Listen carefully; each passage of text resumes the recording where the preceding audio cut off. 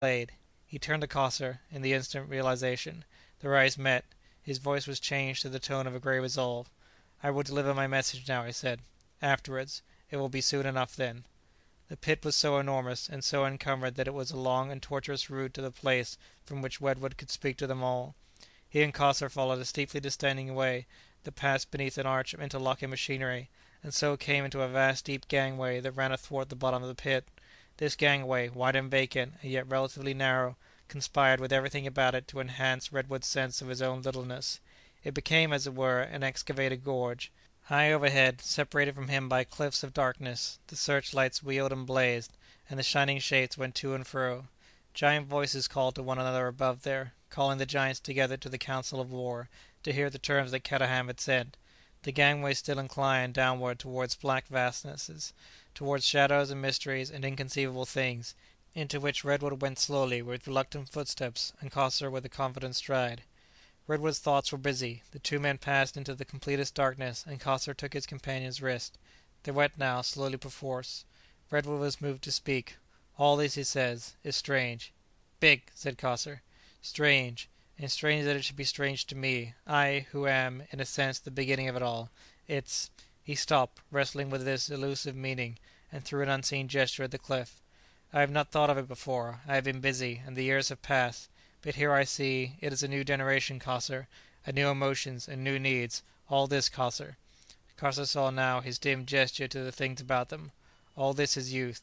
Coster made no answers, and his irregular footfalls were striding on. "It isn't our youth, Coster. They are taking things over. They are beginning upon their own emotions, their own experiences, their own way. We have made a new world, and it isn't ours. It isn't even sympathetic. This great place—" "I planned it," said Coster, his face close. "But now—" "Ah! I have given it to my sons." Redwood could feel the loose wave of the arm that he could not see. "That is it. We are over, or almost over." "Your message!" "Yes, and then— we're over." "Well, of course we are out of it, we two old men," said Coster, with his familiar note of sudden anger. "Of course we are, obviously. Each man for his own time. And now it's their time beginning. That's all right. Excavators' gang. We do our job and go. See? This is what death is for us. We work all of our little brains and all of our little emotions, and then this lot begins afresh. Fresh and fresh. Perfectly simple. What's the trouble?" He paused to guide Redwood to some steps. "Yes," Redwood said, "but one feels—" He left his sentence incomplete. "That is what death is for," he heard Coster below him insisting. "How else could the thing be done? That is what death is for." 3. After devious windings and ascents they came out upon a projecting ledge, from which it was possible to see over the greater extent of the giant's pit, and from which Redwood might make himself heard by the whole of their assembly. The giants were already gathered below and about him at different levels, to hear the message he had to deliver. The eldest son of Coster stood on the bank overhead watching the revelations of the search-lights, for they feared a breach of the truce. The workers of the great apparatus in the corner stood out clear in their own light. They were near stripped. They turned their faces towards Redwood, but with a watchful reference ever and again to the castings that they could not leave. He saw these nearer figures with a fluctuating indistinctness, by lights that came and went, and the remoter ones still less distinctly. They came from and vanished again into the depths of great obscurities, for these giants had no more light than they could help in the pit, that their eyes might be ready to see effectually any attacking force that might spring upon them out of the darkness around. Ever and again some chance glare would pick out and display this group or that of tall and powerful forms, the giants from Sunderland, clothed in overlapping metal plates, and the others clad in leather, in woven rope or in woven metal, as their conditions had determined. They sat amidst or rested their hands upon, or stood erect among machines and weapons as mighty as themselves, and all their faces, as they came and went from visible to invisible, had steadfast eyes. He made an effort to begin, and did not do so. Then for a moment his son's face glowed out in a hot insurgence of the fire, his son's face looking up to him, tender as well as strong, and at that he found a voice to reach them all, speaking across a gulf, as it were, to his son. "I come from Kadaham," he said. "He sent me to you, to tell you the terms he offers." He paused. "They are impossible terms, I know, now that I see you here, all together. They are impossible terms, but I brought them to you, because I wanted to see you all, and my son. Once more I wanted to see my son." "Tell them the terms," said Coster. "This is what Kadaham offers. He wants you to go apart and leave his world." "Where?" "He does not know. Vaguely somewhere in the world a great region is to be set apart, and you are to make no more of the food, to have no children of your own, to live your own way for your own time, and then to end for ever." He stopped. "And that is all?" "That is all." There followed a great stillness. The darkness that veiled the giant seemed to look thoughtfully at him. He felt a touch at his elbow, and Costa was holding a chair for him, a queer fragment of doll's furniture amidst these piled immensities. He sat down and crossed his legs, and then put one across the knee of the other, and clutched his boot nervously, and felt small and self-conscious, and acutely visible and absurdly placed. Then, at the sound of a voice, he forgot himself again. "You have heard, brothers," said this voice out of the shadows. And another answered, "We have heard." "And the answer, brothers, to Kadam, is no." "And then?" There was a silence for the space of some seconds. Then a voice said, "These people are right. After their lights, that is, they have been right in killing all that grew larger than its kind, beast and plant and all manner of great things that arose. They were right in trying to massacre us. They are right now in saying we must not marry our kind. According to their lights they are right. They know, it is time that we also knew, that you cannot have pygmies and giants in one world together. Kadam has said that again and again, clearly, their world of ours."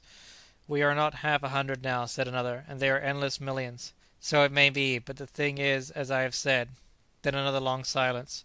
"Are we to die, then?" "God forbid!" "Are they?" "No." "But that is what Kadam says. He would have us live out our lives, die one by one, till only one remains, and that one at last would die also, and they would cut down all the giant plants and weeds, kill all the giant underlife, burn out the traces of the food, make an end to us and to the food forever.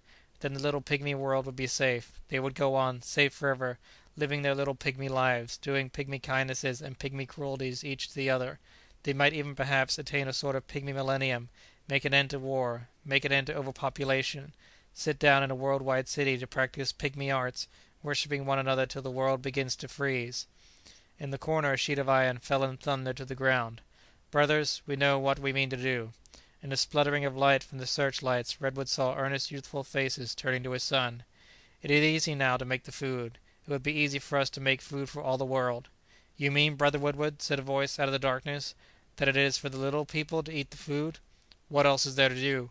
We are not half 100, and they are millions. But we held our own, so far. If it is God's will, we may still hold our own. Yes, but think of the dead." Another voice took up the strain. "The dead," it said, "think of the unborn." "Brothers," came the voice of young Redwood, "what can we do but fight them, and if we beat them, make them take the food? They cannot help but take the food now. Suppose we were to resign our heritage, and do this folly that Kadam suggests. Suppose we could. Suppose we give up this great thing that stirs within us, repudiate this thing our fathers did for us, that you, father, did for us, and pass, when our time has come, into decay and nothingness. What then?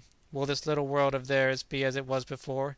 They might fight against greatness in us who are the children of men, but can they conquer? Even if they should destroy us every one, what then? Would it save them? No, for greatness is abroad, not only in us, not only in the food, but in the purpose of all things. It is in the nature of all things. It is part of space and time, to grow and still to grow. From first to last, that is being. That is the law of life. What other law can there be? To help others? To grow. It is still to grow, unless we help them to fail." "They will fight hard to overcome us," said a voice. And another, "What of that?" "They will fight," said young Redwood. "If we refuse these terms, I doubt not they will fight. Indeed, I hope they will be open and fight. If, after all, they offer peace, it will be only the better to catch us unawares. Make no mistake, brothers, in some way or other they will fight. The war has begun, and we must fight to the end. Unless we are wise, we may find presently we have lived only to make them better weapons against our children and our kind. This, so far, has been only the dawn of battle. All our lives will be a battle. Some of us will be killed in battle, and some of us will be waylaid. There is no easy victory, no victory whatever that is not more than half defeat for us. Be sure of that. What of that? If only we keep a foothold, if only we leave behind us a growing host to fight when we are gone. And to-morrow? We will scatter the food. We will saturate the world with the food. Suppose they come to terms? Our terms are the food. It is not as though little and great could live together in any perfection or of compromise. It is one thing or the other. What right have parents to say, 'My child shall have no light, but the light I have had shall grow no greater than the greatness to which I have grown'? Do I speak for you, brothers?" Assenting murmurs answered him. "And to the children who will be women as well as to the children who will be men," said a voice from the darkness. "Even more so, to be mothers of a new race." "But for the next generation there must be great and little," said Redwood, with his eyes on his son's face. "For many generations, and the little will hamper the great, and the great press upon the little. So it must